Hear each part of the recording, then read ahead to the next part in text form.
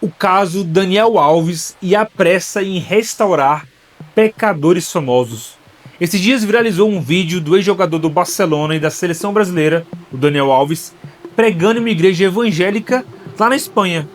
Ele que havia traído a sua esposa, que foi acusado de um crime gravíssimo e passou mais de um ano preso, agora está pregando em uma igreja. O que nos leva a uma pergunta: aquilo era realmente uma pregação, uma exposição do evangelho ou uma exposição, uma apresentação de si mesmo? O que significa, meus amigos, ver um homem recém-saído de um escândalo moral agora falando em nome de Deus? Eu sei que o evangelho, ele é sim escandalosamente gracioso, porém ele também é profundamente santo. Ninguém que quer questionar se o Daniel Alves realmente se converteu, se ele se arrependeu, se ele foi transformado. Mas será que basta apenas isso para estar pregando em uma igreja? É sobre isso, meus amigos pensantes, que nós queremos refletir aqui hoje.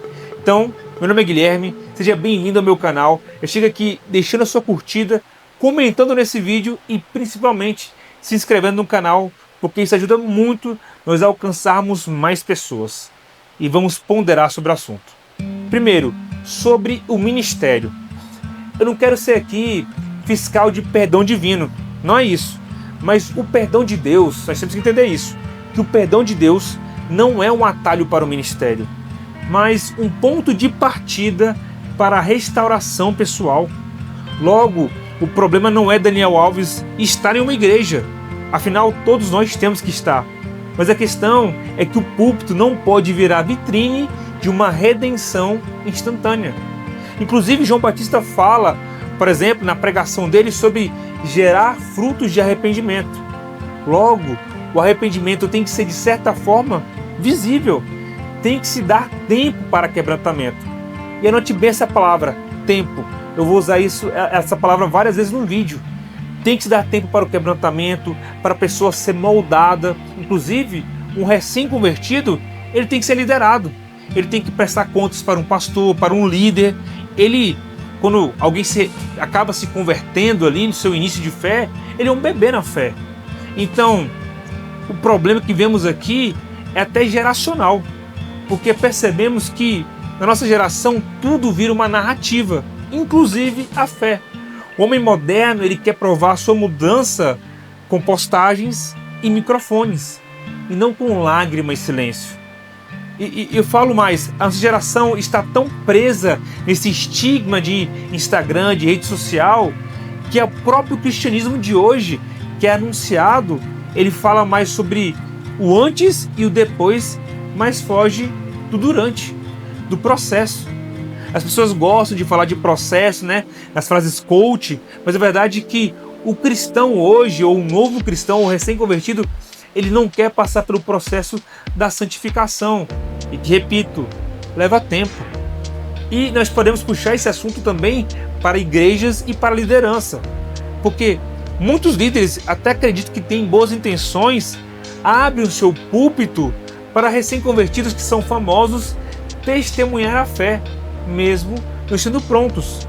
E outros líderes, esses já sem nenhuma boa intenção, usam os famosos recém-convertidos como uma forma de atrair mídia para a sua igreja, inclusive para si mesmo. Pastores que querem ser pastores de pessoas famosas. Você entende a problemática disso? O pastor que faz isso, a igreja que aceita isso, ela fechou a Bíblia, ou se esqueceu que ministério tem a ver com vocação, preparo e maturidade. Alguém que recém creu, que é o recém-convertido, tem que passar por todo esse processo. E entenda, tempo é graça de Deus. Quebrantamento realmente demora. Por mais que o Espírito possa nos regenerar, mas o nosso caráter, ele é moldado com o tempo. Em 1 Timóteo, capítulo 3, Paulo descreve algumas qualificações de quem fala à igreja. E entre elas estão reputação ilibada e bom testemunho dos de fora. Algo que Daniel Alves não tem agora.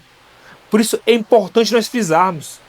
Quando a igreja entrega o púlpito cedo demais, ela comunica que o evangelho é superficial, é raso, é vazio. E isso, meus amigos, é perigoso, porque a santidade sem provas de arrependimento parece muito mais uma performance religiosa. A igreja precisa recuperar o valor do púlpito como lugar santo, não como uma ferramenta de marketing da graça, de marketing do evangelho. O evangelho não precisa de marketing, meus amigos, mas sim de uma mensagem clara, que Cristo recebe os pecadores, mas também os transforma. E essa transformação leva tempo. É um processo de humilhação do nosso eu, de uma renúncia da nossa carne e de nós tomarmos a nossa cruz e seguirmos a Cristo. Então, meus irmãos, para finalizar, a ideia aqui não é julgar o Daniel Alves em si. Talvez ele realmente tenha se voltado a Deus, e isso é maravilhoso. Mas o Evangelho não precisa de palco para provar isso. O arrependimento verdadeiro se mostra no anonimato, no serviço silencioso, no pedido de perdão à esposa dele e àqueles que foram feridos. Porque a graça que restaura não é aquela que te coloca diante do microfone, mas é aquela que te coloca de joelhos diante da cruz. Esse, meus amigos, é o vídeo de hoje. Concordou com o vídeo? Concordou com a minha opinião? Comenta aqui. Não concordou? Comenta também, deixa aqui a sua opinião. Se inscreva no canal, essa parte é muito importante. Como eu falei, para nós podermos alcançar mais pessoas. Compartilhe esse vídeo aqui com os seus amigos que querem também comentar sobre esse caso, né? E deixe a sua curtida, que também faz parte. Ok, meus amigos? Até mais.